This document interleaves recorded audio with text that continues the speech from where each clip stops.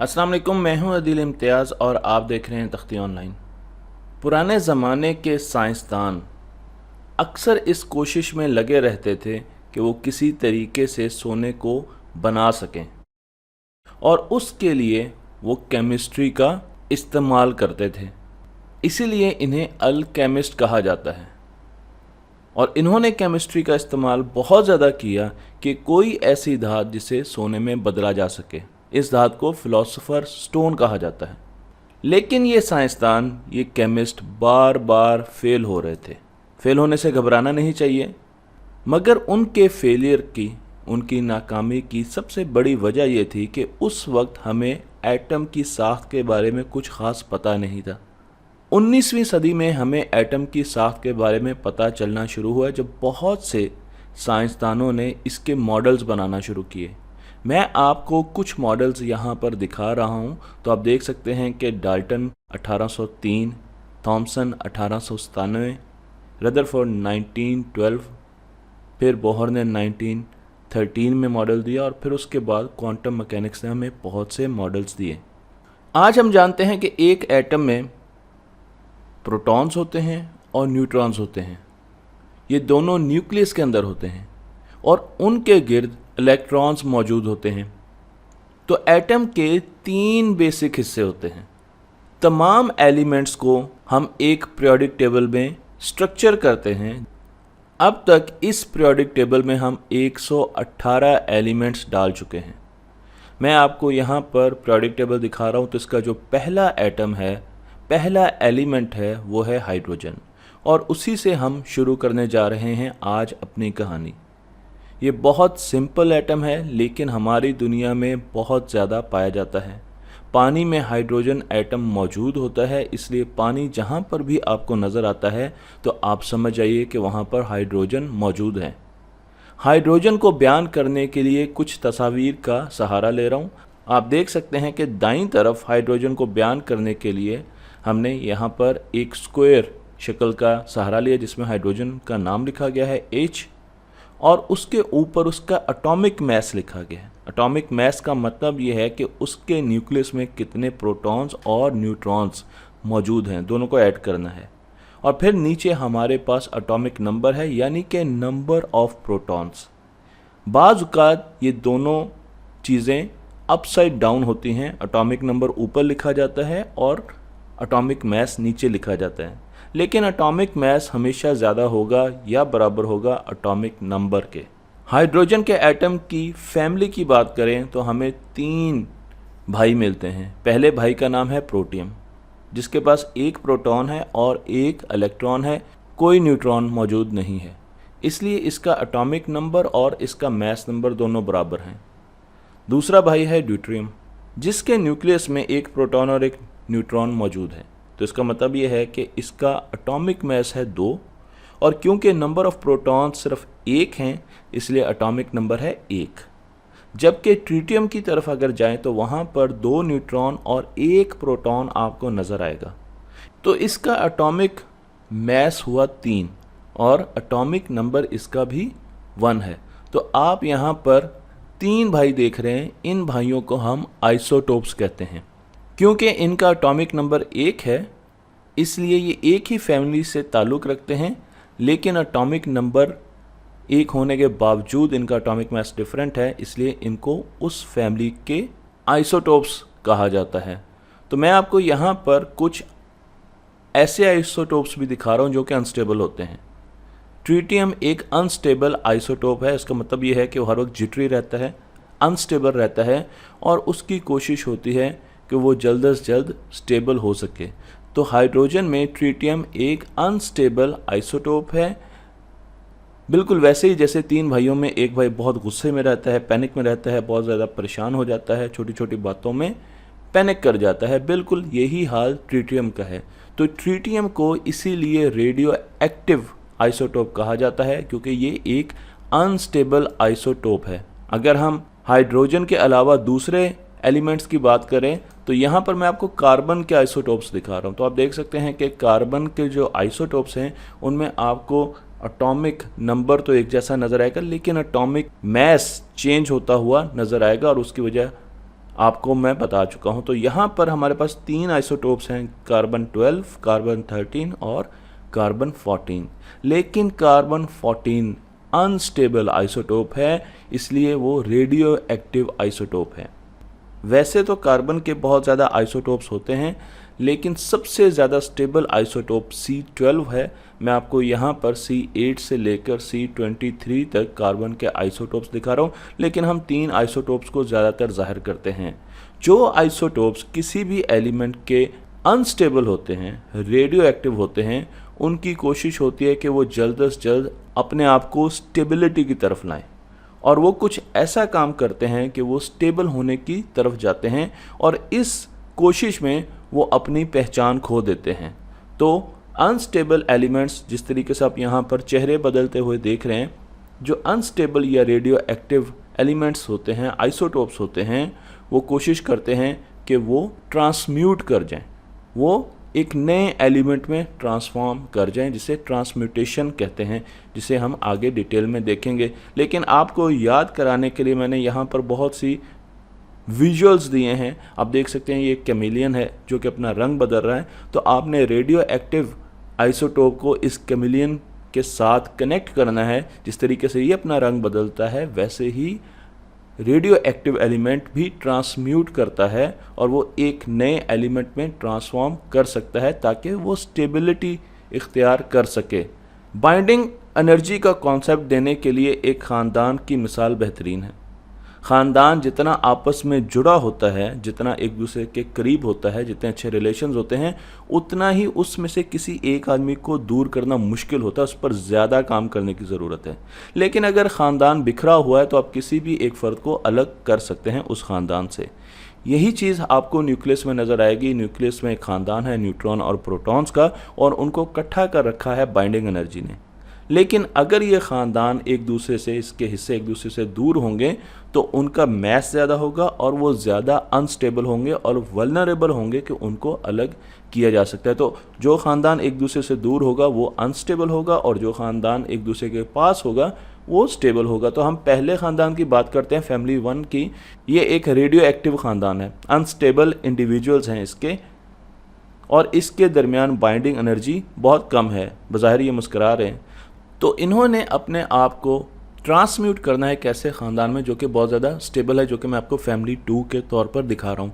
और उसके लिए इन्होंने डिके करना है। जो प्रोसेस इन्होंने इख्तियार करना है वो है रेडियो एक्टिव डिके। तो सबसे पहले मैं आपको यहाँ पर टेबल ऑफ न्यूक्लाइड्स दिखा रहा हूँ, जो कि 3000 से ज़्यादा आइसोटोप्स का एक टेबल है। न्यूक्लियर फिजिसिस्ट ने बनाया है, केमिस्ट का इसमें ज़्यादा हाथ नहीं है। और अगर आप यहाँ पर देखें तो आपको 2 एक्सिस नज़र आएंगे। राइट साइड पर जो एक्सिस है, एक्स एक्सिस, उसमें न्यूट्रॉन्स बढ़ रहे हैं। तो 1H में कम न्यूट्रॉन्स हैं, 2H में ज़्यादा न्यूट्रॉन है, 3H में ज़्यादा न्यूट्रॉन, और ये आइसोटोप्स हैं। हाइड्रोजन के आइसोटोप्स मैंने यहाँ पर दिखाए हैं। यहाँ पर वर्टिकल एक्सिस पे प्रोटॉन्स बढ़ रहे हैं। तो हीलियम में ज़्यादा प्रोटॉन्स मौजूद हैं हाइड्रोजन से, लेकिन 4He में ज़्यादा न्यूट्रॉन्स हैं, क्योंकि ये राइट साइड पर है 3He से। तो आपको नज़र आएगा कि जैसे हम दाईं तरफ जाएंगे तो न्यूट्रॉन्स बढ़ेंगे, जैसे हम ऊपर की तरफ जाएंगे तो प्रोटॉन्स बढ़ेंगे।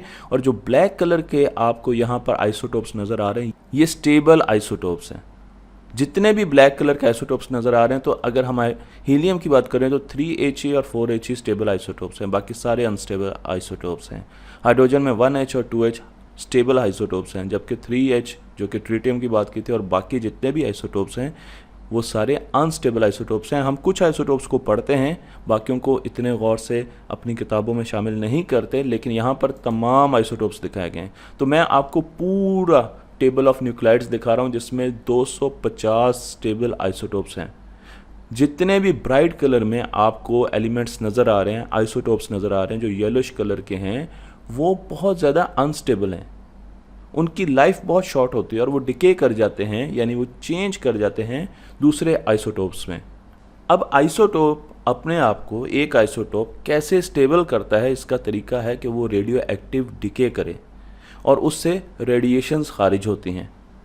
रेडियो एक्टिव डिके में वो एनर्जी भी जनरेट कर सकता है और वो पार्टिकल्स भी जनरेट कर सकता है एक न्यूक्लियस। तो मैं आपको यहाँ पर एक न्यूक्लियस दिखा रहा हूँ, अगर ये रेडियो एक्टिव डिके में जाएगा तो हो सकता है ये एनर्जी रेडिएट करे, हो सकता है ये पार्टिकल रेडिएट करे, हो सकता है ये दोनों रेडिएट करे या उनमें से एक चीज़ रेडिएट करे। तो सबसे पहले 3 किस्म के डिकेज हैं जो हम पढ़ने जा रहे हैं। पहला decay radio active alpha decay होता है, जिसमें एक न्यूक्लियस जिसने डिके करना है जो कि रेडियो एक्टिव है, वो अपने अंदर से 2 प्रोटॉन्स और 2 न्यूट्रॉन्स, ये हीलियम बनता है, 2 प्रोटॉन्स और 2 न्यूट्रॉन्स, उनको अलग कर देता है। यानी हीलियम के न्यूक्लियस को अपने से अलग कर देता है, अपना कुछ वज़न उतार देता है ताकि वो स्टेबल हो सके। तो हमारा न्यूक्लियस, मेन न्यूक्लियस ये था और इसने अपने अंदर से 2 प्रोटॉन्स और 2 न्यूट्रॉन्स को अलग कर दिया, हीलियम के न्यूक्लियस को अलग कर दिया और अब ये ज़्यादा स्टेबल हो गया है। लेकिन अब इसकी शनाख्त वो नहीं रही जो कि पहले थी। तो यूरेनियम की अगर हम बात करें, इसमें 92 प्रोटॉन्स हैं, लेकिन जब ये अल्फ़ा डिके के अंदर जाएगा तो फिर इसमें से 2 प्रोटॉन्स निकल जाएंगे। तो अब इसका एटॉमिक नंबर होगा 90। यहाँ पर एटॉमिक नंबर ऊपर लिखा जा रहा है, इसको आपने कंफ्यूज नहीं करना, मैं पहले ही बता चुका था कई जगहों पर एटॉमिक नंबर ऊपर लिखा जाता है। तो अब इसका एटॉमिक नंबर है 90 और ये एक एलिमेंट और बन चुका है जिसे थोरियम कहते हैं। तो इसने अपने आप को चेंज कर दिया और एक नए एलिमेंट में चला गया, लेकिन ये स्टेबल भी होने की कोशिश कर रहा है। तो आप यहाँ पर देख सकते हैं ये यूरेनियम है और अब इसने जंप लगाया और ये थोरियम बन गया और उसकी वजह है अल्फा डिके। फिर हमारे पास बीटा डिके आते हैं जिसमें 2 किस्म के डिकेज होते हैं। बीटा डिके में हम एक न्यूक्लियस से इलेक्ट्रॉन को, फास्ट इलेक्ट्रॉन को, या जिसे बीटा पार्टिकल कहते हैं, वो एमिट कर देते हैं, निकाल देते हैं। अमूमन beta negative decay, beta positive decay भी आएगा, इसलिए पहले ही बता रहा हूँ कि बीटा नेगेटिव डिके में न्यूट्रॉन्स न्यूक्लियस में ज़्यादा होते हैं। तो जो न्यूक्लियस ऐसा हो जिसमें न्यूट्रॉन ज़्यादा होता है वो बीटा नेगेटिव डिके की तरफ जाता है और क्या करता है, उसका एक न्यूट्रॉन प्रोटॉन में बदलता है, क्योंकि उसके पास पहले ही न्यूट्रॉन ज़्यादा है। तो एक न्यूट्रॉन प्रोटॉन में बदलेगा, फिर वो इलेक्ट्रॉन देगा और उसके साथ वो एक न्यूट्रल पार्टिकल देता है जिसे न्यूट्रिनो कहा जाता है। ये एक सब एटॉमिक पार्टिकल है। एक न्यूट्रॉन जब प्रोटॉन में कन्वर्ट होता है तो उसका एटॉमिक नंबर बढ़ जाता है, लेकिन उसका मास वही रहता है। मैं आपको यहाँ पर बीटा डिके दिखा रहा हूँ। तो कार्बन 14 आप देख सकते हैं, जब उसका बीटा डिके होता है तो वो इलेक्ट्रॉन दे देता है, लेकिन उसके साथ ही उसमें एक प्रोटॉन बढ़ जाता है, तो अब वो नाइट्रोजन बन जाता है। बीटा डिके की वजह से उसका एटॉमिक नंबर बढ़ गया, लेकिन उसका मास आप देखें 14 और एटॉमिक मास यहाँ पर भी 14 रहा है। लेकिन अब वो ट्रांसम्यूट कर गया एक और पार्टिकल में, जो मैंने आपको यहाँ पर दिखाया कि कार्बन ट्रांसम्यूट कर गया नाइट्रोजन में अंडर बीटा नेगेटिव डिके। इसी तरीके से बीटा पॉजिटिव डिके होता है, लेकिन इसमें इलेक्ट्रॉन की बजाय उसका एंटी पार्टिकल जिसे पॉजिट्रॉन कहा जाता है वो खारिज होता है, एमिट होता है।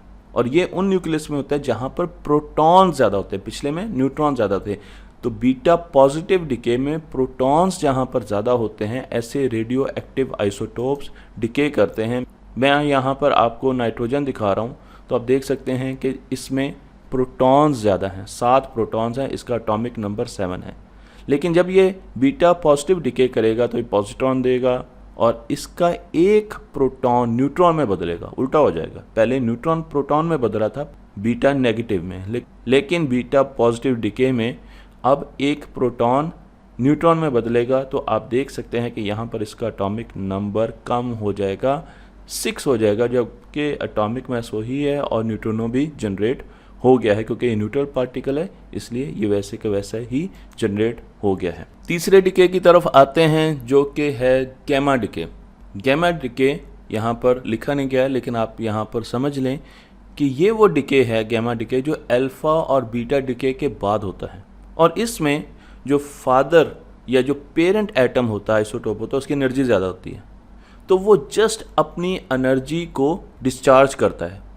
हाई एनर्जी फोटॉन्स जो होते हैं, जिसे गैमा रेस कहा जाता है, वो डिस्चार्ज करता है और लोअर एनर्जी स्टेट पर आ जाता है। तो डॉटर एटम की एनर्जी लोअर होती है, वो एक आइसोटोप से या एक एलिमेंट से दूसरे एलिमेंट में ट्रांसम्यूट नहीं करता, बल्कि वो सिर्फ अपनी एनर्जी खारिज करता है ताकि वो स्टेबल हो सके। यहाँ पर बताना ज़रूरी है कि इन तमाम जो रेडिएशंस हैं जो रेडियो एक्टिव रेडिएशंस हैं, चाहे वो अल्फ़ा है, चाहे वो गैमा है या बीटा है, जब इनको मैग्नेटिक फील्ड में रखा जाता है तो बीटा क्योंकि नेगेटिव रेडिएशन है इसलिए वो पॉजिटिव पोल की तरफ अट्रैक्ट होती है और बेंड हो जाती है। तो आप देख लें, तो आप देख रहे हैं कि यहाँ पर ये बेंड हो गई है क्योंकि पॉजिटिव पोल की तरफ इसने बेंड हो जाना है। गैमा न्यूट्रल है तो वो सीधी रहेगी। अल्फ़ा पॉजिटिव रेडिएशन है इसलिए वो नेगेटिव पोल की तरफ बेंड होगी। तो इन पर चार्ज भी एग्जिस्ट करता है और इनकी मैग्नेटिक प्रॉपर्टीज़ भी होती हैं, लेकिन साथ साथ पेनिट्रेशन प्रॉपर्टीज़ भी होती हैं। तो अल्फ़ा रेज़ ज़्यादा ख़तरनाक नहीं होती, वो पेपर में से नहीं गुज़र सकती क्योंकि उनमें पार्टिकल्स होते हैं, लेकिन बीटा रेज़ पेपर में से गुज़र सकती हैं और प्लास्टिक उनको रोक सकता है, जबकि गैमा रेज़ कई किस्म के एलिमेंट्स में से गुज़र सकती हैं और उन्हें रोकने के लिए हमें लेड, स्टील और कंक्रीट की ज़रूरत होती है। तो इनकी पेनिट्रेशन बहुत ज़्यादा होती है। मैं आखिर में आपको एक चेन डिके दिखाऊंगा ताकि आपको पता चल सके कि रेडियो एक्टिव चेन डिके क्या होता है। मेरे पास एक एलिमेंट है जिसे थोरियम कहते हैं और आप देख सकते हैं कि थोरियम का एटॉमिक नंबर 90 है, लेकिन जब, क्योंकि ये अनस्टेबल आइसोटोप है, जब ये अल्फ़ा डिके करेगा तो अब ये 2 प्रोटॉन्स इसने अपने दूर फेंके और इसका एटॉमिक नंबर आ गया 88। एटॉमिक नंबर आ गया इसका 88 और अब ये बन चुका है, ट्रांसम्यूट कर चुका है रेडियम में और उसके बाद ये बीटा नेगेटिव डिके में जाता है।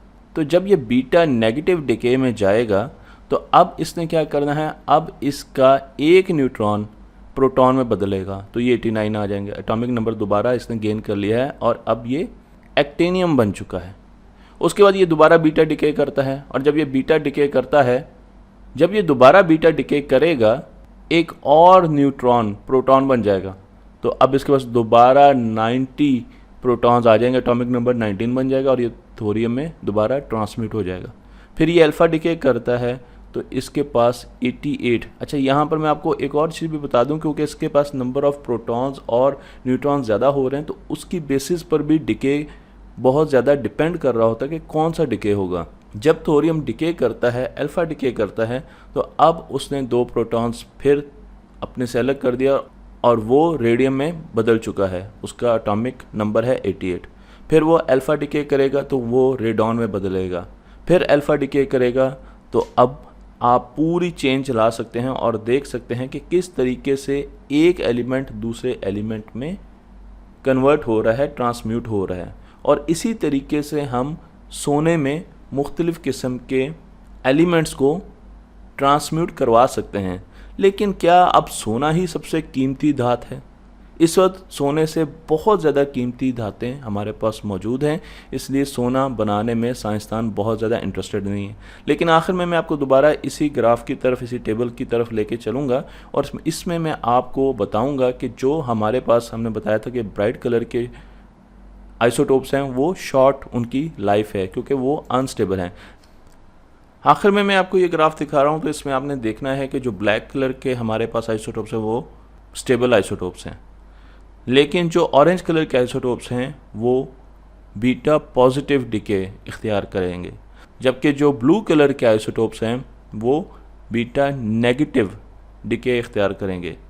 येलो कलर के जो आइसोटोप्स हैं वो अल्फ़ा डिके इख्तियार करेंगे। तो आप क्या मुझे बता सकते हैं कि ऑरेंज कलर के आइसोटोप्स बीटा पॉजिटिव डिके क्यों इख्तियार करेंगे या क्यों करते हैं, और ब्लू कलर के आइसोटोप्स बीटा नेगेटिव डिके क्यों इख्तियार करते हैं? तख्ती ऑनलाइन को लाइक कीजिए, शेयर कीजिए और इस इल्म को दूसरों तक पहुंचाते रहिए।